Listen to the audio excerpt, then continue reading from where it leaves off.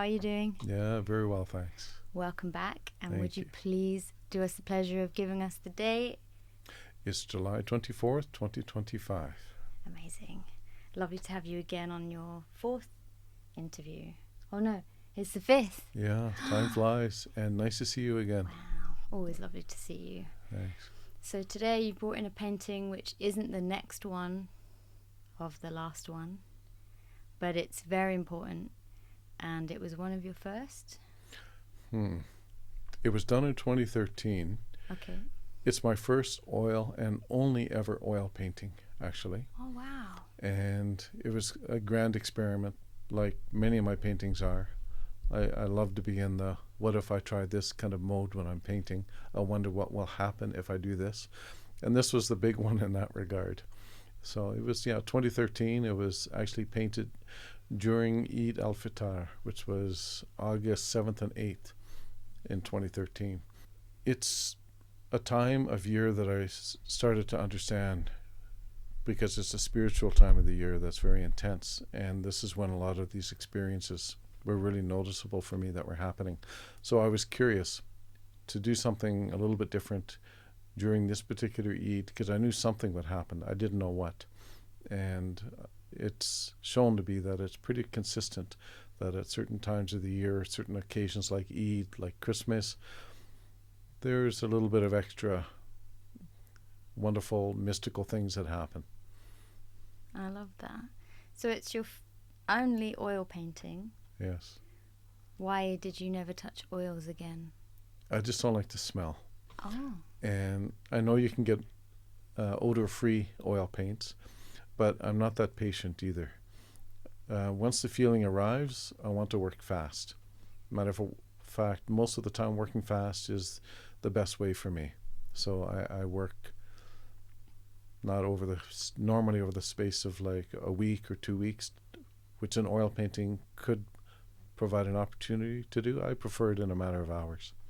And so I don't need to use oil most of the time, but I was curious what it would be like for this experiment. And the only way I could do this would be with oil paint. That's so interesting. So with the current materials that you have, when you work quickly, like some you leave overnight, is that because as you're leaving it overnight, something's happening? Whereas oil, it always requires you to keep tweaking and pushing the painting where you want?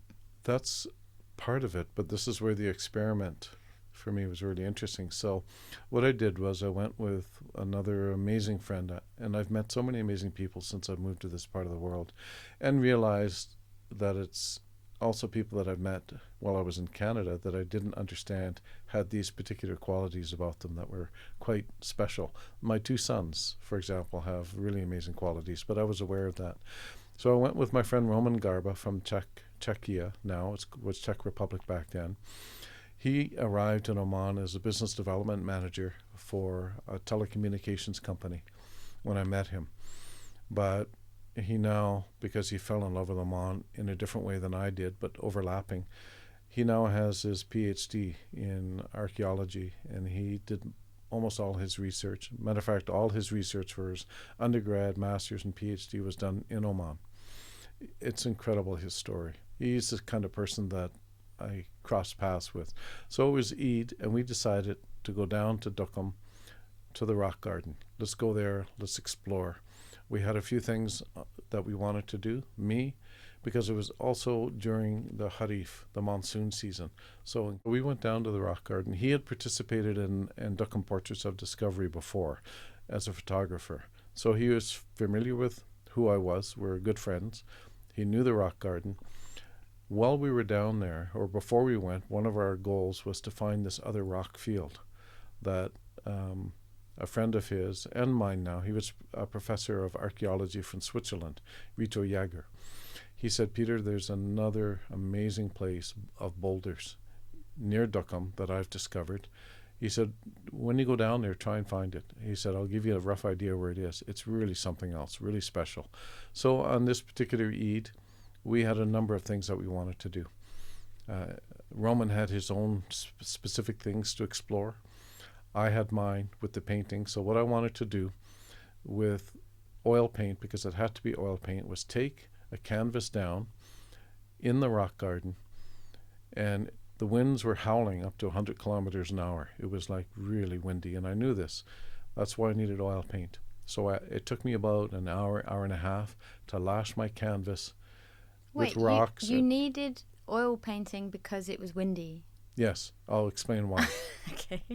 So, because this is when I really started to experiment with the idea of letting something else do part of the work. I'm just surprised that you tried to paint while it was windy.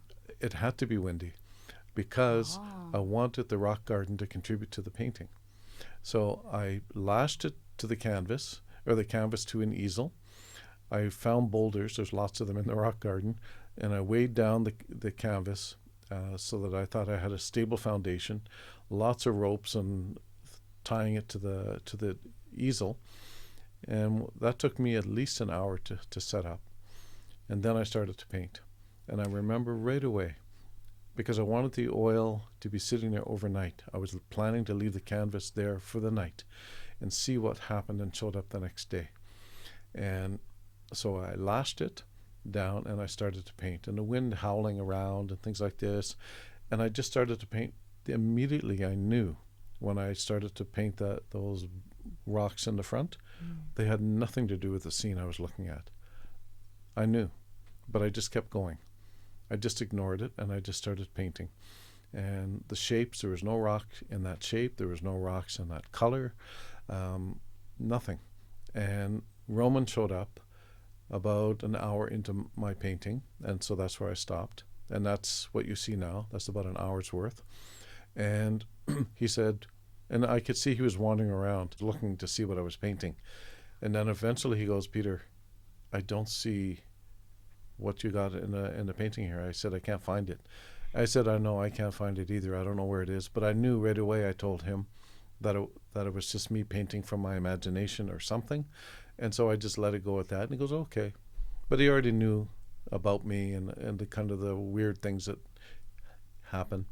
So he said, look, we have to go to this other part of our agenda.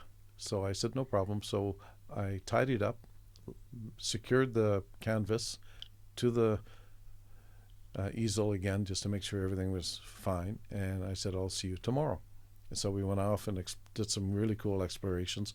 Now, Roman was really interesting because a mutual friend of ours who we went down to Dhofar with in 1 year, he said, I don't want to be like either you or Roman.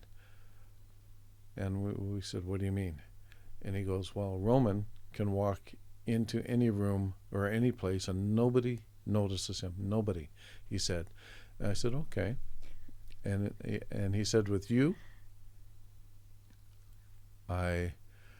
you can't go anywhere and everybody's staring at you. I said, what? No, that's not true. He goes, yes, I've spent enough time with you. I know this. And I just kind of rolled my eyes and went, okay, whatever. But when I was with Roman, when we were wandering around, part of his interest was to explore and take photographs. And I like to do that too, but he was like a professional at it. He could walk up and put his camera centimeters away from a lizard in the desert and it wouldn't move. It would just sit there. I couldn't get within 2 meters, 3 meters of it. It would run away. And I went, oh, okay, maybe there's something about what our friend Riza was saying. So anyway, we did this exploration. We retired. The next day we came back to the rock garden. The painting canvas had been blown over, but happily for me, so I picked it up. You can see on here. Yeah. That's where it fell over and was being abraded by the rocks. But what was really nice about it is that there was sand, so it feels like sandpaper. So that was the point of the oils. So it was still liquid, and the wind was howling at it. It was blowing sand at it, and it was coating the whole painting with a really fine coating, and it literally feels like sandpaper. And I thought, wow, this is really cool. I really like this. But no time to paint because we were off the next day, or that morning, to go find this mystical or really intriguing boulder field that we've been told about by Professor Rito Jaeger. So we went to that. We didn't know exactly where it was. We were driving around.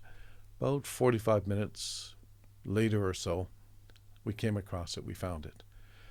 We stopped the car. and we both stare out the window in silence. And Roman then goes, "Peter, I think we found the rocks you were painting yesterday." And I said, "Yeah, you're right." And I was like literally blown away by this. That's so cool. It was unbelievable. So we got out of the vehicle and we started to explore. It's an incredible field of boulders. Where's it from? Like, what do you mean a field of boulders? It was like it's maybe occupying about 3 or 4 football pitches. It was just round boulders distributed there, just there. Almost like somebody had left their collection of rocks and spread them out in this one space, all round or roundish shape. Probably had something to do with water at some point, because they were round, had been rolled, and then whatever brought them there, maybe a river or something like this, just disappeared.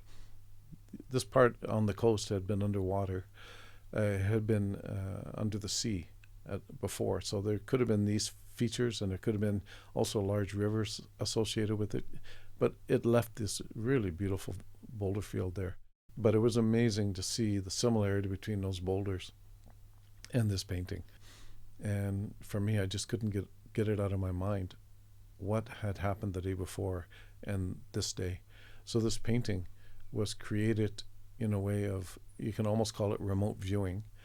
I was painting another space, even though I wasn't aware of it, had never been there. And it was also, I guess, painting what was going to happen the next day. There it was. And I was doing it physically. It wasn't something that was showing up like how I normally paint, which is allowing the energy to go into the liquid and then reveal certain patterns and images for me. This was me physically moving the brush over the canvas, because it was set up like it is now, pretty much. It was incredible. It was one of the most mystical experiences, unique mystical experiences that I ever had. And it's one of the ones that I associate, of course, with the rock garden. And this is where things really I associate myself with, in terms of just stepping into this whole new world, this whole new way of understanding and perceiving the world. It's really special for me, this Was painting. it just you painting, or? Yeah, just me. Yeah. Oh, nice. Yeah. So I was there by myself, and I thought about doing it again, but never really got a chance, because you have to have the right conditions, which means Harif monsoon. But the idea of creating and co-creating in a space like this has never left me. And as a matter of fact, I was talking about that just today again with somebody at the office, with some events that are being contemplated in different parts of the world, and I'm very interested to explore this idea. Yeah, one of them might be South Korea, did you say? Yes, yeah, Jeju Island. Amazing. So this has got some World Heritage sites, a geologic stone park, which is what the rock garden would qualify for as well. It's got 2 Ramsar sites, wetlands of international importance. It's got a huge, intriguing cultural history about it as well. It's got some really amazing statues and carvings that are very, very old, out of stone there. It's really, really cool. So I'm definitely being drawn more and more in this direction. So you couldn't finish the painting because you guys had to leave. yeah. So then when you got the painting home, you just left it as it is and decided... It still had to dry. Oh, no way. It still wasn't dry. And because of oil, yes. yeah. And so I just left it, but I also left it because it really stunned me. It left me really almost speechless for a while. What happened? What transpired? And I had, because of the sand on it to some extent, it was finished. Because to paint over top of the sand, I thought, I don't know how this would work if there's no wind and more layers of sand that could be imposed on it by the winds. So I left it there and left it as it is. And it took me probably a month before I decided to post something about it on Facebook, which is what I did. And yeah, it was just one of many stepping stones in this direction associated with how I express this connection that seems to be there for me with the divine on art, on canvas. It's very inspiring. Thank you. Yeah, thank you. How did you know that oil painting on that day, because it's a very extreme situation to do an oil painting, how did you decide that that wasn't the medium for you? I know you said that it's because you paint fast, but you didn't try anything else again? Occasionally I put a bit of oil when I'm doing mixed media, Right, but okay. not very much. What did you move For to highlights. after? I pretty much, I don't know if I moved to any other specific medium other than, again, returning to different kinds of acrylic. But it wasn't long. I'm not sure when I started to go with glass paint, ceramic paint, India ink, but it opened up the door for me to experiment with many, many different things. And I even tried using perfume and mixing that and blending that and see if that had a different reaction with the other medium on the canvas. So I was experimenting quite a bit. Did it? Did the perfume work? No, not really that, not that, not in a way that had me go back to it. Not like scratch and sniff. Yeah. Yeah. I think probably part of the reason why I was looking at the perfume in part was, yeah, good question, is because painting is, especially when you're painting on site, when you're painting in a space, it's not just what you're seeing, it's what you're feeling. And what you're feeling and experiencing is a function of all your senses informing you. And so part of it is smell. And therefore, how do you incorporate that in? So maybe that's why I tried that scratch and sniff. Maybe that's why I tried the perfume a little bit. Yeah, even I wish somehow that I could incorporate the smell of something into a picture.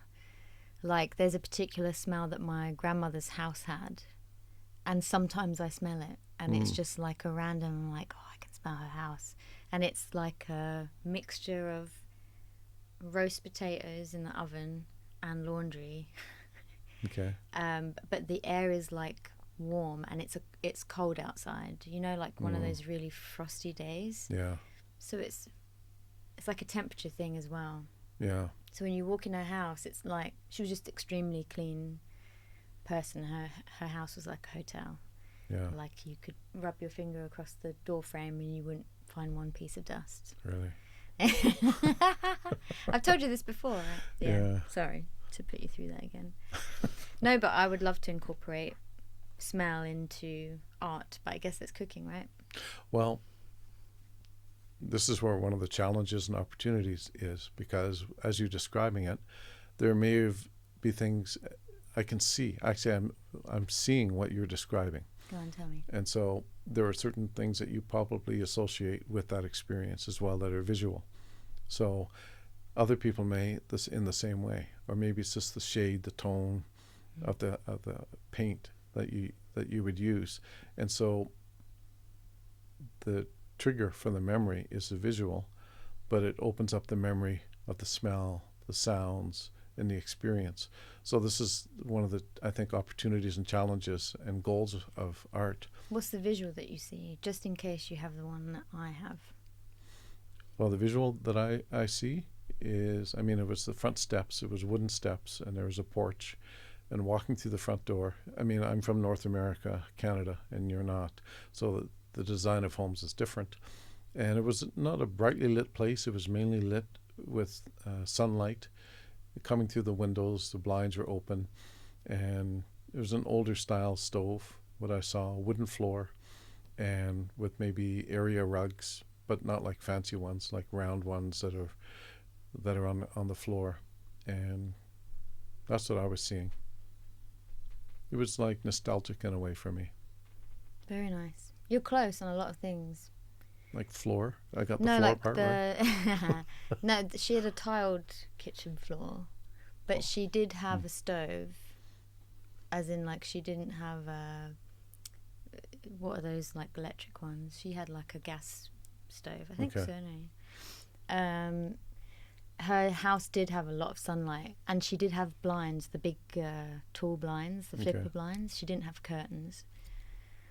Yeah, that house was very warm, but also like folded towels in this laundry cupboard. That was the dark I associated with the not well lit bit.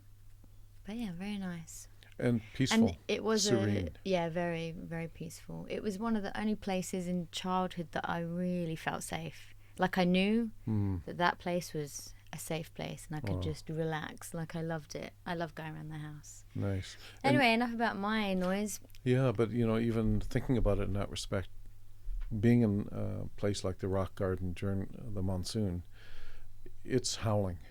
It's like really blasting the wind. And there's all sorts of stuff, mainly dust and sand, blowing around. But I never felt anything but comfortable there. Wow. Again, a feeling of safe there. But, when you go by the coast and you see the waves, it's incredible, the power of nature. And It was funny when you said wind, I automatically thought of the British coast, which is like it's whipping, it comes around the corner of the cliffs and it's like whoosh, yeah, and the waves are crashing and you're there with your soggy fish and chips. yeah, yeah, But it's nice. There's something very nice about that experience. yeah. Well, this is the thing about place for me. Mm. So for me, the place where I really had this kind of unique connection, at least initially, was in the rock garden in Oman. Purely, truly magical for me. I remember even just approaching it, and I could feel the sensation in me. It was just upwelling. It was really, really nice. In a way, I felt like I was at home. I wondered what I was going to see that day. I wondered what I was going to experience. And I never had that kind of anticipation anywhere else for a long time. It was not like going to the shopping center. It was not like going anywhere else. Not even like going to a place of worship. Didn't have the same effect on me like the rock garden did. I'm really glad I captured this one on canvas. And I remember on the way back, just to kind of prove this point from our friend Riza, we stopped halfway there, maybe 300 kilometers or so going back home. We're both tired. We stopped in a local store in a small village to get some refreshments. Roman was in first, and the guy sitting at the counter, he's like this with his arms crossed, reading a paper. He goes like this when Roman walks in, looks back down at his paper. I walk in, and he goes, "Oh, hello, sir. How are you? Welcome," and all this. And I'm going, my God, what is this?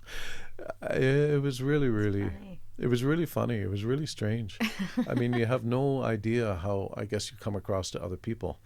But I would expect, I suppose, that maybe the same kind of energy that people seem to be sensing of some sort when I'm around, or at least not always. Yeah. This is the same kind of energy that I'm somehow able to transfer onto the canvas with the help of others. So would you say that there's no other place that's beat the rock garden in terms of your connection with a place? It's one of the most important, and maybe it opened my eyes to What this. does important mean? Hmm? When you say important, can you... Yeah, so important is, this is where, if I can use the word, really awakening, really starting to have these experiences that I could never have imagined having before. I think in the first podcast, I believe there was the photos with the rock, that Mother Mary on the rock, and that was natural. This rock may have been 46 million years old, and yet there was a beautiful image of Mother Mary. There's a horse in the background, naturally there on the stone. I never had these kind of experiences anywhere else, but I've had experiences that maybe prepared me for this particular one. And the first one was when I went up to Arctic Canada, and that's when I understood what the Call of the North was, because I spent maybe 10 days up there in a place called Tuktoyaktuk, right on the Arctic Ocean. And it was an incredible experience for me. The scenes, the sights, the people. And 10 days after returning back to civilization, so to speak, back at university, I was craving to get back up there. And that craving lasted until I got back up there. It was so powerful, this call. Rock garden, similar for me. For a long, long time, it was like this. But I was even saying today that I had this experience in a cathedral in Canada. And it was a different kind of experience. And I walked in with my older son, David. This is really a crazy experience. This is where paintings kind of start stories. So this particular one was, I was with David, my older son, and we said, let's go to the National Art Gallery. I love going in there. Never used to that much, but now I do. And so on the way in towards the gallery, we're just across the street from it, he said, let's try and go into the cathedral too. It's beautiful inside, really, really beautiful inside this cathedral. It's a tourist attraction as well, but an active church or cathedral. So as we approached the front steps, we saw that there was a sign there, and we were reading the sign saying that there's a service on right now, so for the public, please wait until this time, until the service is finished. And we went, oh, too bad, but okay, we'll do it after. And as we're standing there, this pair of teenagers showed up on the step, and we looked up, twins. And we went, oh, wow. And so in they went. Identical ones. Identical twins. And then we said, well, maybe we'll be able to go back in there later, so we'll figure this out. So we went over to the gallery, paid, checked our coats, and we're walking up a very long ramp. I may have told this story before. And halfway up this long ramp, I look up, and walking down, coming our way, is another set of twins coming, and we make eye contact. Of course, they're used to people staring, probably. And I went, my God, twice in one day. That's unbelievable. We went through the gallery, and there was one large hall that we went into. I think it was a collection dedicated to a particular well-known, maybe professor of art or something like this. I don't even know who she was. Walked in there, and I felt this whoosh. And it was like a whoosh feeling. But it was very tangible. It was not as powerful, let's say, as the one that happened in the rock garden or what happened in up north. But I was now sensitive to that sensation, thanks primarily to the rock garden, having the experiences there. I was now able to pick up those little signals and feelings like I hadn't before. And I felt it, and I went, wow, that's really interesting. What is it about this room? I never found out. I said, David, I have to go back to the car because time is up. I have to move it. Okay, so we went back. I moved the car. I said, let's go into the cathedral now. Oh, good idea. So as we walked over, just when we got to the front steps again, the door opens, just as we arrive, and who walks out but the twins, the same twins, same spot that we met them. And it was like, wow. So we went in. When I went in, we went down right away for coffee, came upstairs, and when I came upstairs into the cathedral, another whoosh. This kind of, it almost raises the hair on the back of your neck, but it was more gentle than that. It wasn't like one of those horror movie kind of feelings. It was more a really nice feeling. We went through the church, the cathedral, and then we went across to the gallery to finish our search or just exploration. Walking up the ramp again, and guess who's coming down the ramp once again, but the same set of twins coming down the ramp. And this time when I make eye contact, it's like my eyes are just popping. And so are theirs, because they're going, oh, again. It was like deja vu, but I had deja vu twice. That's so funny. And twin deja vu. And twin deja vus. This is all in the space of just a few hours.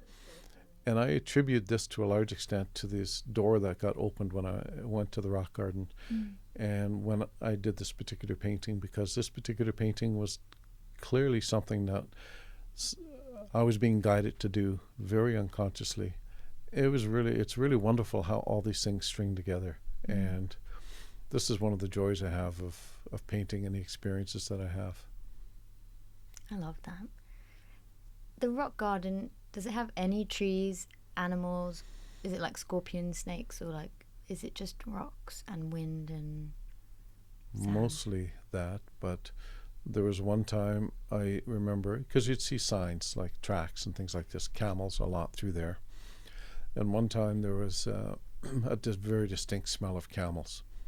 So they've been there recently, like dung. Yeah. And it's, my God, it's strong. Where are they? They must be close by because it's so strong. So I was very conscious of camels. And this is another cool thing about the rock garden for me was I took a photo because it was now sunset, and there was a very nice silhouette of the rocks in one part with the sun setting in the background behind. I posted it on Facebook saying, wow, what a nice picture. And somebody commented, look at the camel. So I didn't realize it, but the photo that I took actually looked very much like a camel, just from the angle that I took it at, and with the sun, the way it was in the background, the way it's silhouetted. It was amazing. So what was on my mind would somehow be mirrored in what I was experiencing and seeing.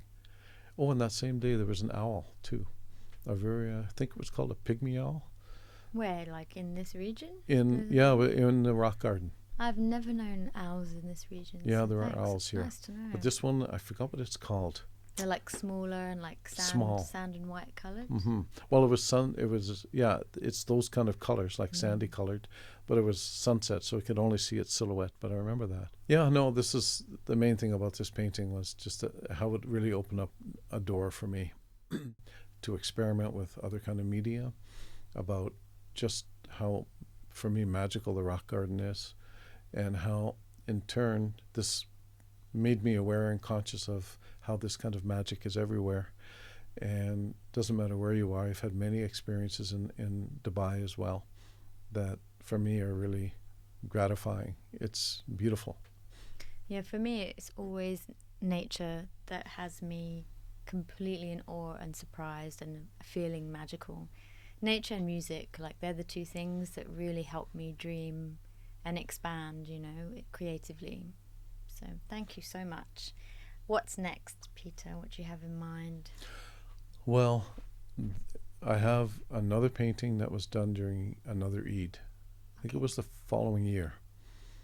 And in this particular instance, it was about expectation because of the experiences that I had, not just at this Eid, but the first one that I experienced, which was just absolutely blew my mind. I didn't talk about this, I don't think, but it was incredible. So I thought, okay, here's another very important spiritual time. Let's see what happens. So I sat there waiting, and nothing was happening. So all through Ramadan, nothing was happening. I was wondering what was wrong. And then just before Eid, it happened. And it's really something else. Did you ever find out what the sensation was when you walked into the cathedral? Like the room, did you investigate or like look it up or anything? Or did it come to you later that you realised, or I felt it you've immediately. just let it be? I knew that there was a special kind of energy in that there, particular spot, and that it had somehow, I was sensitive to it. And as I became more and more sensitive because of these experiences, I wasn't fearful of them. I was very curious and grateful for them. More and more would happen. And when I became more fine-tuned this way, then I could even have more of them. And I loved it. So I just am grateful for them. But I don't really spend too much time trying to figure out necessarily what it is. Yeah. Do we have a few minutes? I can tell you my first Eid, but if not, no worries. Is it to do with the next painting? Just not really. But the next one is about during Eid.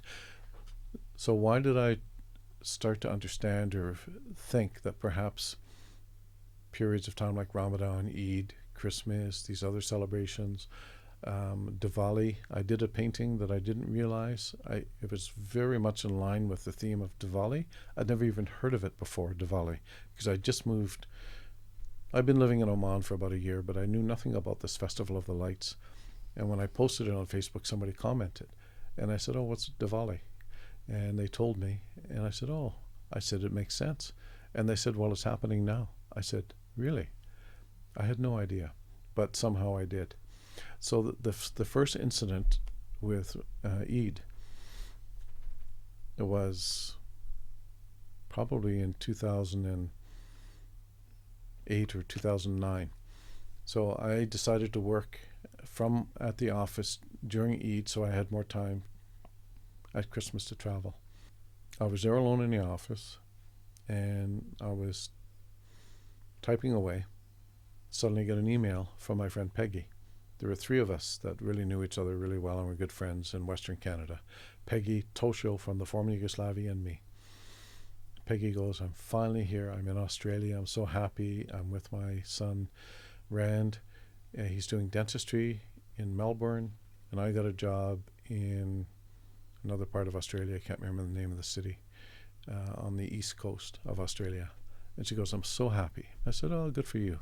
So what's life like? And she said, well, really good. I'm spending actually a lot of time reading books on philosophy, books on science, and even religion. And she said, I'm taking little bits and pieces of them and sort of creating something meaningful for myself on all of this. I said, really, that's unbelievable. I said, I'm doing the same thing. I said, I must have 40 books on my bed, literally on my bed. And I've of all those same kinds, and I'm doing the same thing. And I went home and counted. I had 52 books literally all over my bed. And I would just find a space and I would sleep. But I was reading the same things. And she said, wow, that's crazy. So she said, what's life like for you? And I told her, and she goes, you sound like you're in the Matrix. She said, the movie. I said, okay. And I just laughed because there's a whole story related to that as well. And I said, you should come and visit. I said, it's a really beautiful place. It's so serene. It's got a different kind of energy to it. Or I can come there and visit you guys, her family, because I haven't seen you in a few years. So we talked about this for a little bit. And then she asked, have you heard from Tosho? I said, I haven't heard from him in, my God, it must be 8 months. And she said, me over 1 year. So we talked about him a little bit. And I told her when I was reading, I said, it's a thirst I cannot quench. I can't stop. That's what I told her. Anyway, I said, really nice to hear from you. Next day I came into the office. Machine's on. Facebook's open. Ping, I get a message from Tosho. And I go, wow, isn't that something? So we start talking, and we have almost the same conversation. He's reading books like I am and like Peggy is. He uses the phrase, it's like a thirst I cannot quench. Exactly the same words I used. He said, describe my situation like I was in the Matrix. And I was just getting freaked out almost more and more. And so after we signed off, I sent an email to Peggy in Melbourne just describing what happened. 5 minutes later, I get a phone call from somebody, another friend in Oman, who's Australian. And he said, sorry, because it cut off, and he phoned back. He said, yeah, the connection's not very good here from Melbourne. And I went, Melbourne? I just sent an email to Melbourne. And it was the only phone call I ever received from Melbourne, Australia, was 5 minutes after I'd sent an email there. And it was from somebody that I knew from Oman. So it was just really wild for me what was going on. And when I hung up after my conversation with him, I said, my God, I got to calm down because I have a conference call with another friend, Simon, about a project that we're working on, a proposal with somebody from the UK. That's in an hour from now. I got to settle down. But I was really freaking out. So go to his house. We have the call. And he notices I'm only half there. I'm like somewhere else. He goes, you want to go in? Pardon me? You're in the Matrix. Yeah, maybe. Or not in the Matrix. Yeah, probably. So he said, you want to go in for tea with my family? He said, my wife, some of her brothers here with their family, so we can all get together. Let's go get some tea. I said, great, okay, that'd be good because I need to figure out what's going on here, unwind. We walk into the living room and there's probably about 12 people in there. And his wife, Abby, goes, would you like some tea? And I was thinking, my God, is that obvious that there's something going on that I got? But yes, please, thank you. So she brings out this huge tray of tea for everybody. It's all the same tea. And she just gives it out to everybody. And she goes, and Peter, this cup is for you. I said, well, it's all the same tea to myself. And it said, it's okay to freak out now. And I read the cup and I looked at her and she goes, I thought, what does she know? What does she understand? What's going on? So I started to pay a little bit of attention to their son, Matt, who was an unusual person. The way he perceived things, the questions he asked, I started to pay a little bit more close attention to him. And so the rest of the afternoon having tea was nice. And then they said, we have to go to the beach now. So I said, oh, no problem. So we're out in the driveway talking about favorite Christmas movies. So I was saying to Simon, my favorite Christmas movie is Die The Hard. Bishop's Wife. Oh.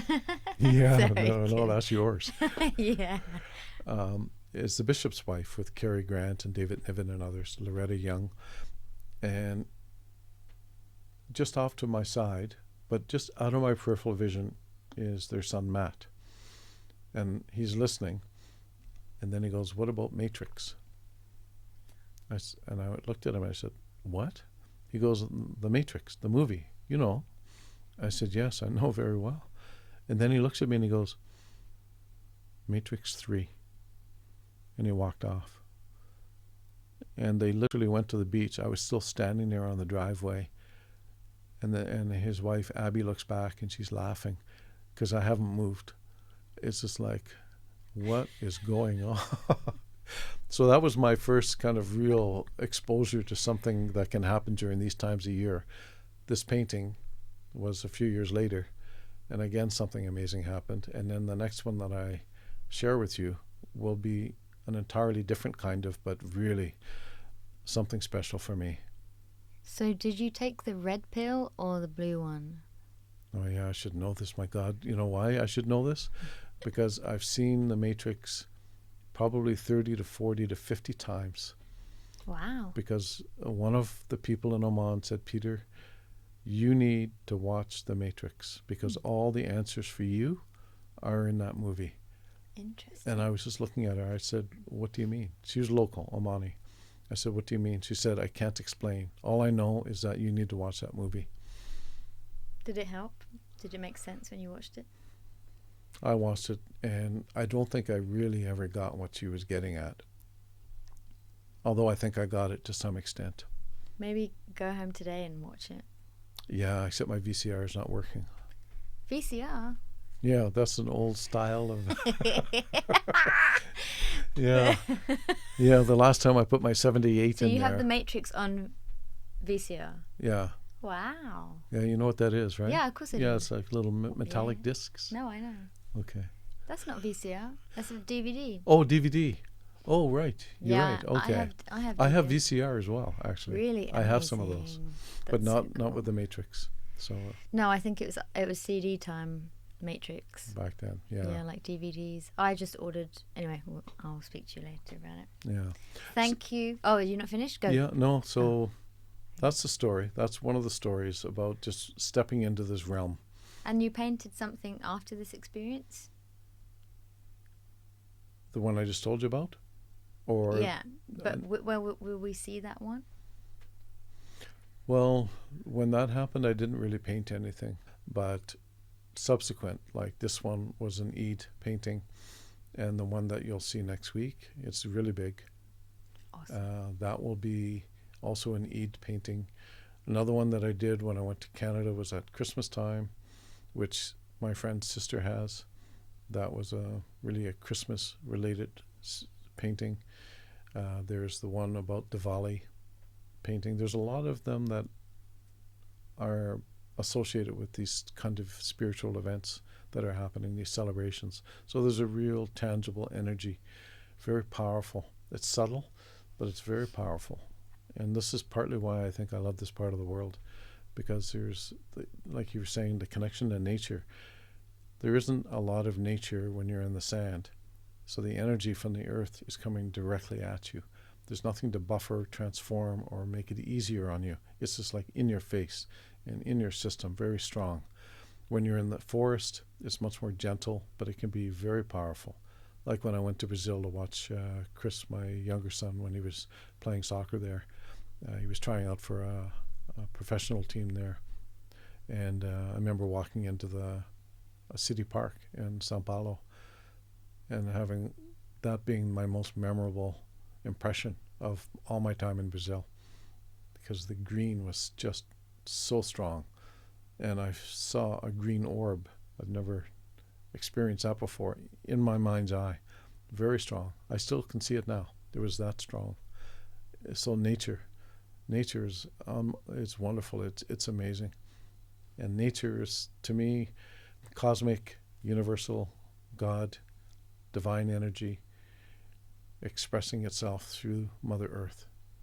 And we're very fortunate to be able to connect this way with our environment. We need We need a festival or celebration for the earth, I reckon. You know, like a Christmas or an Eid, but for Yeah. the world. And not like Earth Hour, Earth Day. Those are a Yeah. little bit too maybe organized. Yeah. So something a little bit more spontaneous. And in many respects, Earth Hours and Earth Day is every day, Exactly. if you want. I agree, yeah. Yeah. Well, I look forward to next week. And thank you for your time again, Peter. I'll see you soon. Yeah. Thanks, Red.